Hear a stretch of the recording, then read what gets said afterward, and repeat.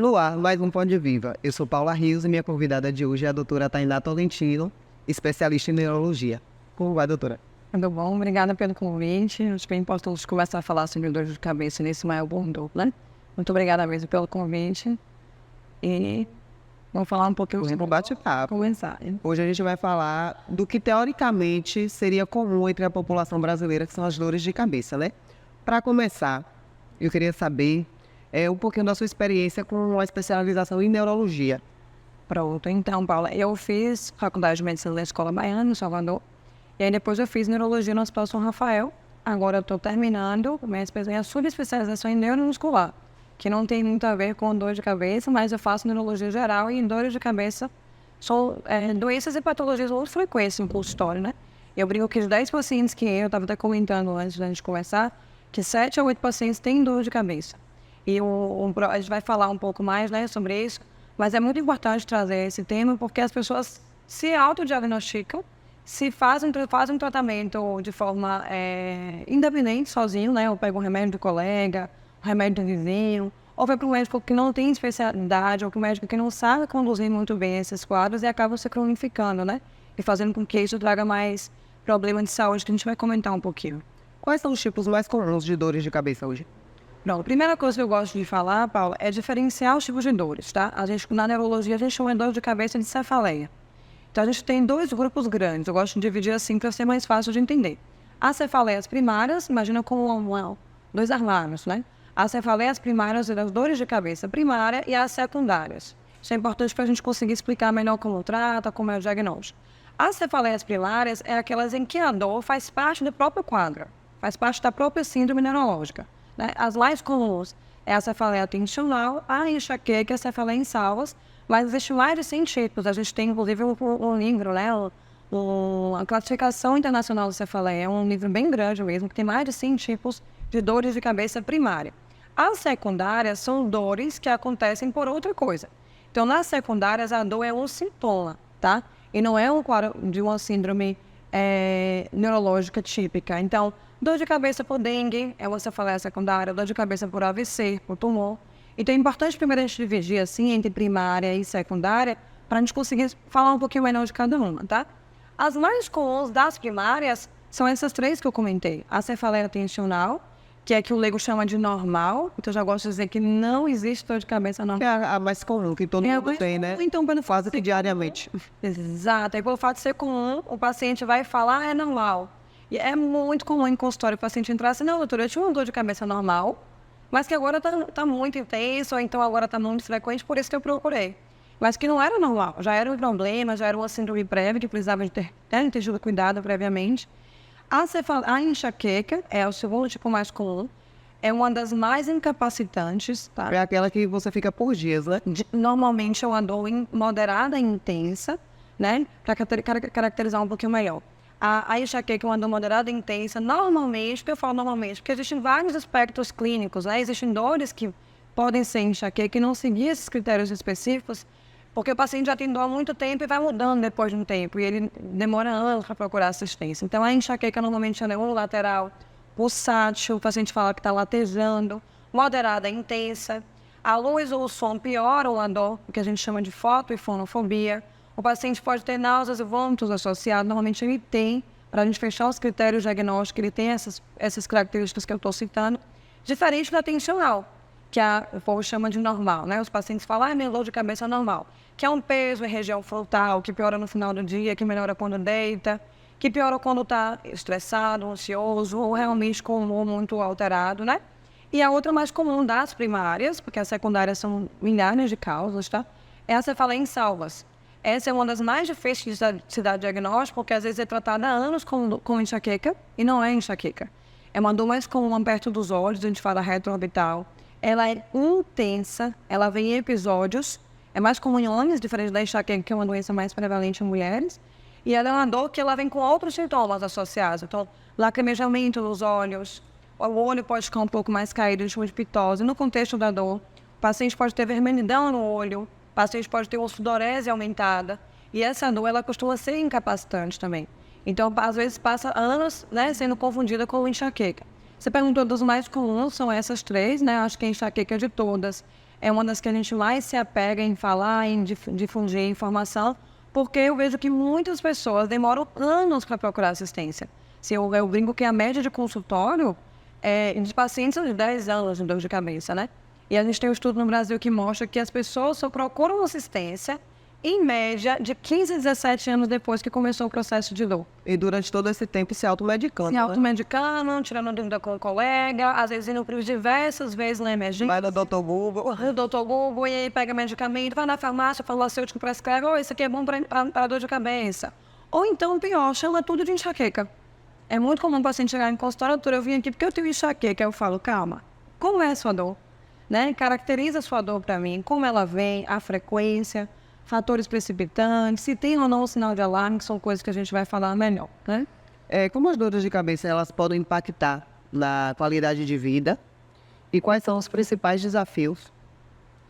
Como ela pode impactar, eu digo que assim, absurdamente. Eu tenho pacientes que já estavam afastados do trabalho há mais de 2 meses por conta de dor, o que é muito ruim, infelizmente, porque gera também uma ideia, um estereótipo, né? Eu lembro que essa paciente chegou em consultório chorando, dizendo, doutora, disseram a minha vida inteira que o que eu tinha era frescura, que o que eu tinha era da minha cabeça, que o que eu tinha era porque eu estava muito ansiosa, muito estressada, como se fosse culpa dela ter enxaqueca. E as pessoas acabam absorvendo isso e deixam de procurar. E aí vai desenvolvendo dor crônica, depressão, né, transtornos de humor. É muito comum que os pacientes com dor de cabeça tenham transtorno de humor associado, então sejam pacientes ansiosos, pacientes depressivos, porque ninguém consegue viver com dor. E dor crônica é uma causa de piora de humor, né? Então, se você me perguntar, traz impacto absurdamente. A gente tem estudos, evidência científica que mostram que a doença, a comorbidade, na verdade é síndrome, eu não gosto de chamar o nome doença, né? Que mais incapacita e afasta as mulheres em idade de trabalho, do trabalho é enxaqueca. Né? Então, e quais são os desafios? Principalmente o diagnóstico tardio, como a gente já comentou, porque a pessoa passa anos achando que é normal ter dor de cabeça. Tem paciente que fala, não, doutor, eu achei que era normal, eu estava aprendendo a viver com isso. Mas não é para aprender a viver com dor, né? É para aprender a procurar o tratamento correto. E o desafio é também porque se não chega na atenção especializada, o colega que avaliou o prévio diz que é enxaqueca, o que às vezes não é enxaqueca, tá? Ou diz que é normal, ou que não é normal, e aí isso vai retardando esse acompanhamento, esse diagnóstico especializado. Hoje, quais são os principais fatores e como a gente pode identificá-los? De fatores que fala da dor de cabeça. Da dor de cabeça e fatores precipitantes, né? Talvez seja a pergunta. É de que o paciente, eu falar, mas tem mais da enxaqueca, tá? Que tem enxaqueca, a primeira coisa que eu gosto de explicar para ele não é culpa sua, tá? Enxaqueca é uma síndrome neurológica, que não é só dor de cabeça. Então, o paciente que tem dor de cabeça e que tem uma enxaqueca, ele não tem só dor. Enxaqueca é uma síndrome. Então, o paciente está irritado perto da dor, ele tem muita vontade de comer doce, ele tem um aumento de bocejo perto da dor, porque a enxaqueca a gente divide em 3 fases, né? A fase pré-clínica, que é a fase antes da dor, a fase clínica, que é a fase da dor, e a fase pós-clínica, a fase depois da dor, que a gente chama de ressaca da crise.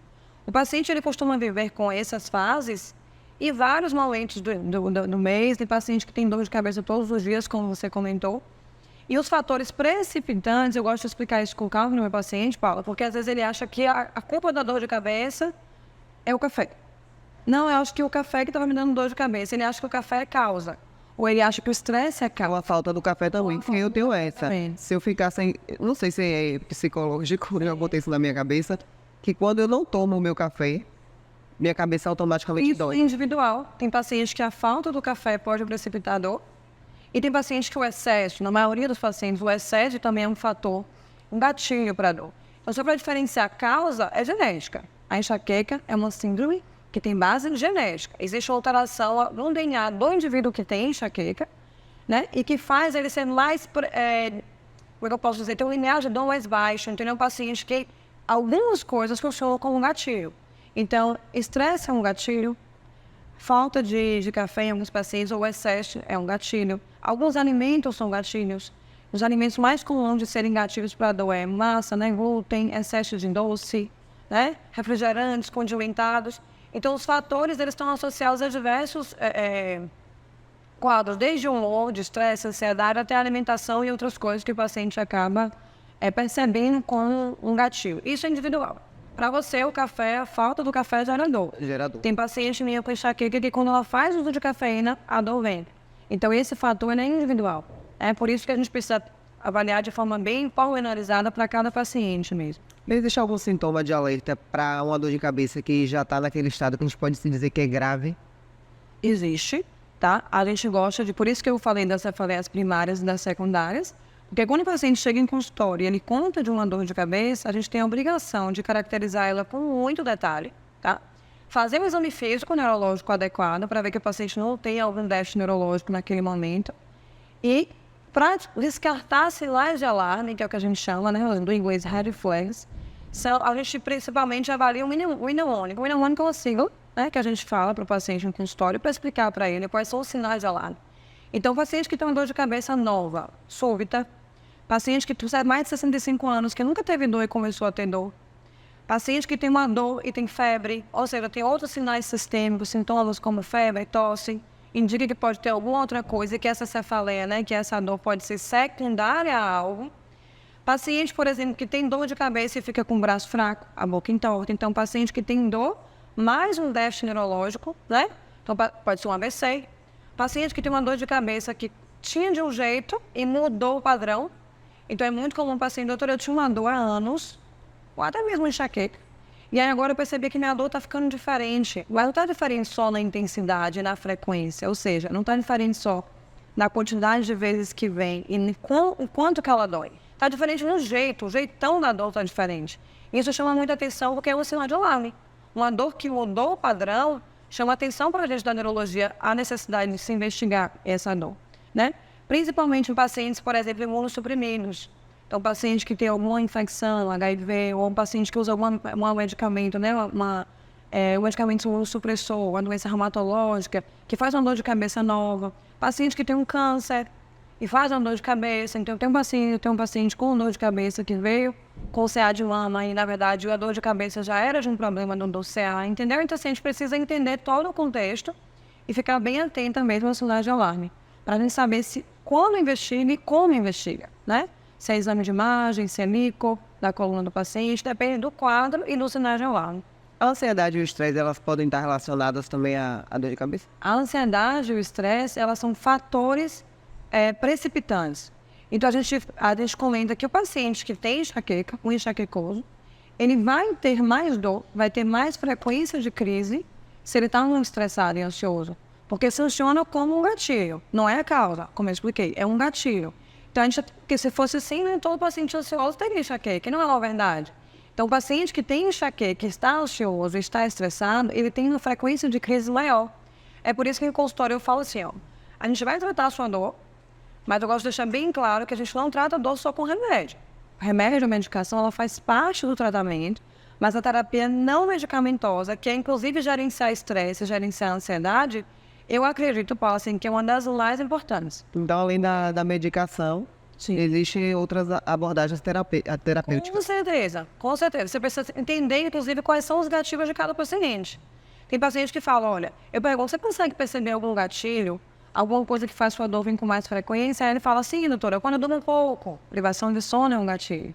Quando eu bebo muito um café, como a gente comentou. Quando eu estou muito estressado, quando eu me estresso no trabalho, eu brigo com meu esposo, eu tenho mais dor de cabeça, porque é um fator que vem como um gatilho, né? Não é uma causa, mas faz a dor vir mais vezes, com mais frequência. Eu já percebi também que quando eu bebo pouca água, a cabeça, ela grita. É falta de água, intervalo de jejum prolongado, paciente que passa horas sem se alimentar. Isso é um gatilho muito comum para quem tem. Geralmente faz jejum intermitente. Um jejum intermitente em pacientes com enxaqueca é algo que tem que ser bem avaliado também, porque o tempo de jejum prolongado vai precipitar dor, vai fazer com que a crise venha mais vezes ou com mais intensidade, né? Então, são vários os fatores. Isso é individual. Se você me perguntar, como que faz um consultório para entender isso? Tem paciente que não sabe qual é o gatilho dele. Eu pergunto, ele fica, doutora, eu nunca prestei atenção nisso. A gente faz uma coisa chamada diária da cefaleia. É nada mais do que uma agenda de dor de cabeça. É anotar no papel, ou anotar no aplicativo. Eu uso um aplicativo de celular, porque todo mundo está com o celular, hoje é mais fácil, né? E aí o paciente vai, ele inclui no calendário, toda vez que ele sente dor. E ele inclui o que ele fez antes. Como ele dormiu, se ele estava estressado ou não. Porque quando ele volta, que a gente consegue sentar juntos e analisar aqueles critérios, né? Como é que a dor veio, qual foi a frequência. A gente reconhece fatores que ele nem sabia que era um fator e um gatilho para ele. Então, isso é individual. e precisa ser avaliado dessa forma para a gente conseguir entender qual é o gatilho de cada paciente. Né? A mudança de estilo de vida também é bem importante, né? A prática de exercício, uma boa alimentação, tudo isso ela influencia, né? É o mais importante. Eu falo que se de 1h30 de consulta eu gasto 50 minutos falando de estilo de vida. Por quê? A gente tem que falar sobre os pilares do estilo de vida. A gente tem agora na neurologia, não é agora, na verdade, isso é algo de anos, a gente tem falado cada vez mais sobre isso, que é o tal do brain health, ou seja, a saúde cerebral. Eu estava até comentando antes aqui, né, com as meninas, que saúde não é ausência de doença, saúde é um bem-estar psicossocial, né, mental e físico, e tem a ver com o estilo de vida. Então, a forma que você dorme, a forma que você se alimenta, os tipos de movimento, de atividade física que você faz, seu gerenciamento do estresse, relacionamento interpessoal, uso ou não de tóxicos, que é cigarro e álcool, e espiritualidade. São os 7 pilares do estilo de vida. É uma das coisas que eu mais gosto de falar em consultório, porque isso aqui é sustentável. Isso aqui trata dor de cabeça. A medicação, ela entra em paralelo, é claro, a gente tem várias medicações, a gente vai comentar um pouco sobre elas, mas o estilo de vida é o que faz esse tratamento ser sustentável e ser realmente saudável, né? Então, estilo de vida, Paula, assim, pergunta perfeita, é uma das coisas que eu mais enfatizo no consultório. Seria, no caso, um tratamento preventivo? O tratamento preventivo envolve manejar estilo de vida, manejar estresse e também envolve o medicamento. Então, quando você pergunta como é que a gente faz o tratamento preventivo, a gente trata de forma não medicamentosa, como a gente comentou agora, com estilo de vida, e eu desenho isso para o paciente. Como é que você acorda? Como você dorme? Faz o que durante o dia? Vamos encaixar atividade. É importante também o profissional saber, né? Não é só chegar lá, atender o paciente, cheguei aqui, eu tô com dor de cabeça, eu quero uma medicação e o médico... Eu já digo assim, eu não sou a médica que só prescreve remédio. E eu percebo até que pela rede social a gente fala muito disso, a gente traz isso de forma clara para os nossos pacientes, e eu fico feliz que eles já procuram dizendo, doutor, eu vim porque eu vi que a senhora não passa só remédio. Ai, que bom. Eu não gosto de prescrever só medicação. Eu prescrevo para enxaqueca, na maioria das vezes a gente precisa de uma terapia profilática com medicamento, mas o que não é medicamento precisa ser chamado a atenção. Porque também não é incomum chegar no consultório do paciente já que já usou 10 remédios e nunca funcionou. Mas aí quando você pergunta, não está dormindo bem, nunca foi falado com ele sobre essa questão do intervalo de jejum prolongado, sobre excesso de cafeína, sobre não beber água, sobre que a atividade física faz parte do tratamento da dor, né? Sobre que dormir faz parte do tratamento da dor. Então, a terapia profilática, ela envolve tanto essas questões do estilo de vida quanto o medicamento, tá? A gente tem que falar de medicamento também, porque eu não sou contra medicamento. Eu só não sou a favor dele vir sozinho, porque ele precisa vir dentro de um contexto adequado. Então, quando a gente usa medicamento, existem várias classes que a gente pode usar, tá? Eu vou até antecipar um comentário, que eu não sei se eu acho que vai ter nas perguntas, mas que é bem importante. O paciente pergunta assim, por que eu estou usando um remédio para depressão, doutora, para dor de cabeça?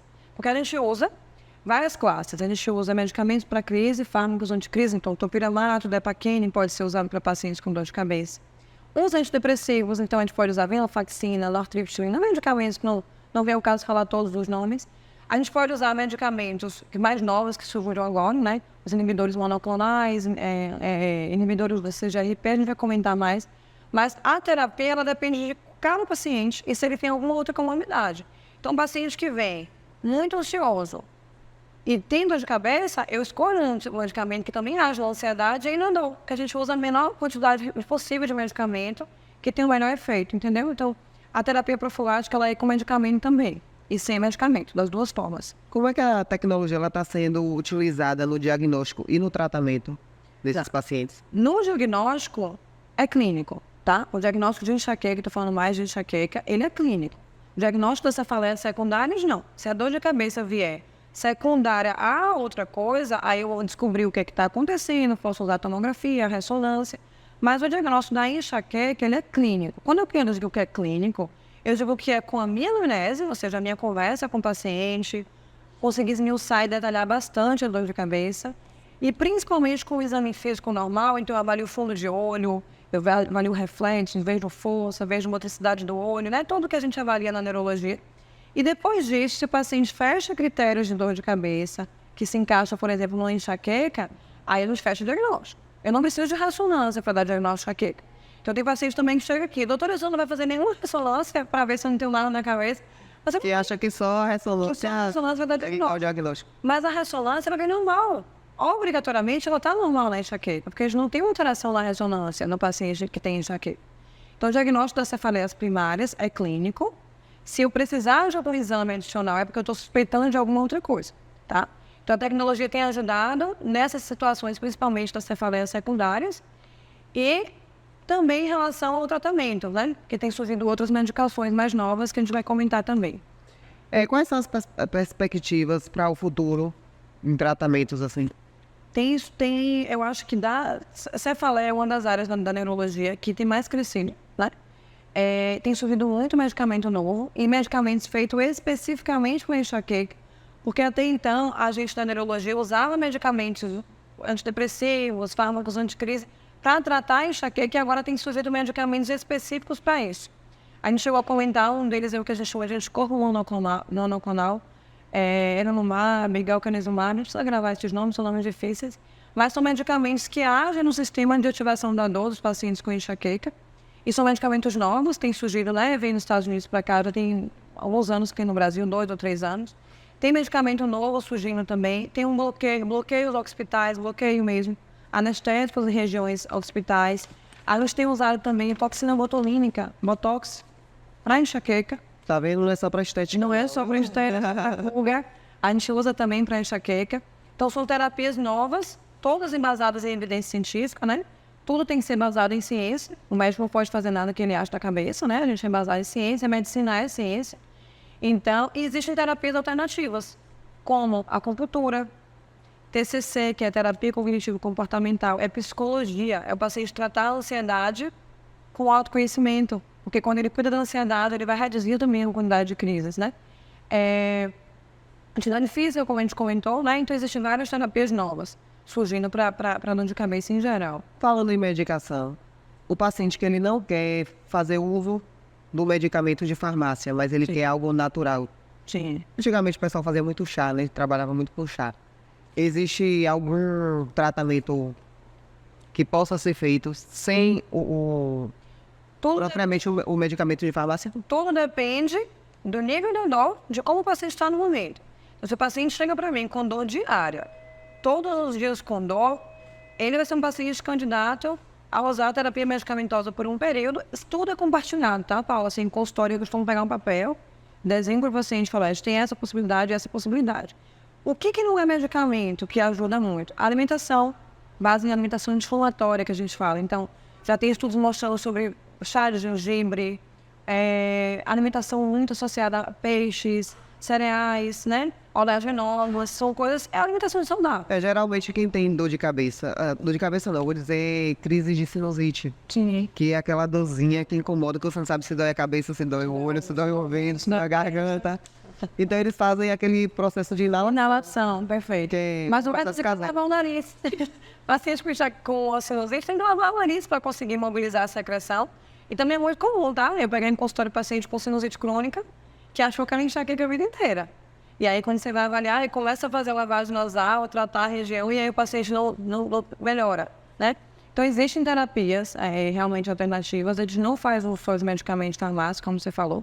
Ele vem adicional a todo esse processo que a gente vai em acompanhamento do paciente. E eu costumo elencar também todos os itens da alimentação mais saudável que interferem no processo de dor, tá? Então, chás, como a gente comentou, que a alimentação é algo tão simples, né, que... Dá trabalho. O paciente come mal, e ele come mal, mas ele não percebe com mal ele come. Então, a pergunta assim, você come bem? Aí o paciente fala, eu como bem. Eu falo, diga pra mim que você come no café da manhã. Aí eu vou... No final, eu falo, cadê a fruta? Aí ele olha assim, né? Cadê a verdura? Ele doutor, eu tô comendo mal. Mas... E talvez a alimentação seja um dos principais fatores. Exato. O paciente come muito enlatado, embutido, muita massa, muito leite. São coisas que a literatura já mostra que em excesso também é um fator e um gatilho para a piora da enxaqueca. Para concluir, qual é a mensagem principal que você gostaria de transmitir assim, para as pessoas que sofrem, né, dessas dores? Eu acho que a primeira de todas é que dor de cabeça não é normal. Ter dor de cabeça não é normal. Porque a gente acha por anos que tem, eu tô com minha dor de cabeça normal e aí eu não fui no médico.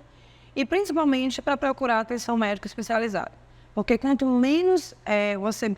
mais você demora de procurar assistência, mais você se expõe à emergência, mais é idas ao pronto-socorro, mais é uso de medicamento. Me permita falar que existe uma dor de cabeça secundária, uma cefaleia secundária, que é a cefaleia por uso excessivo de analgésico. É o paciente que tinha enxaqueca, por exemplo, ou por qualquer outra cefaleia primária, e ele usou tanto remédio que a dor de cabeça cronificou. Então, algo que era esporádico, agora começou a vir doer todo dia.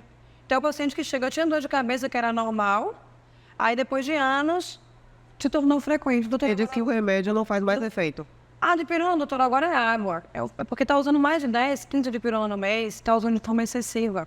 Então, se eu puder deixar uma mensagem é que não é normal, não é para viver com dor, dá para viver sem dor, que enxaqueca não é frescura, porque eu vejo, são palavras de pacientes minhas de consultório, que enxaqueca não é coisa da cabeça, tá? É uma síndrome neurológica complexa e que precisa de acompanhamento mesmo e individualizado, tá? É com muito cuidado, né? Que não envolve só medicamento, como a gente conversou. Eu quero lhe agradecer por ter compartilhado, né, desse conhecimento, poder mostrar para nossos internautas que a dor de cabeça ela não é normal, que ela precisa de um cuidado maior, que a automedicação ela não é a porta, né, a válvula de escape, tem que se procurar sim um profissional. O paciente que ele quer hoje procurar um tratamento, ver o que está desencadeando essa dor de cabeça, onde é que ele pode ir? Me procurar. Me procurar especificamente, eu falo um pouquinho sobre dor de cabeça na rede social, vou deixar o Insta, né? É @doutora Tainá Tolentino, e hoje eu atendo aqui em feira, tem um ano que eu tô em feira, sou recém em feirança, e tô atendendo no meu consultório lá no Edifício Premier. Então você que quer começar aí um tratamento, é só procurar a doutora Tainá. Vai ser um prazer. Muito obrigada, doutora. Obrigada. Foi ótima entrevista com você. Você, nosso internauta, compartilha, curte e comenta. Até a próxima.